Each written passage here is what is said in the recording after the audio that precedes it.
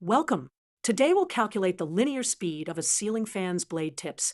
We have a ceiling fan with 16-inch blades that rotates at 45 rotations per minute. To find the linear speed of the blade tips, we need to understand the relationship between rotational and linear motion.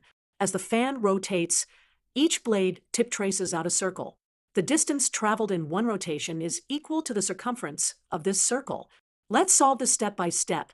First, let's calculate the circumference using c equals 2 pi r. With a radius of 16 inches, the circumference is approximately 100.53 inches. Next, since the fan makes 45 rotations per minute, we multiply the circumference by 45 to find the total distance traveled in 1 minute. This gives us 4,523.85 inches per minute. To summarize, we found the circumference of the circle traced by the blade tips using 2 pi r, then multiplied by the rotations per minute to get the linear speed. The blade tips move at a speed of 4,523.85 inches per minute.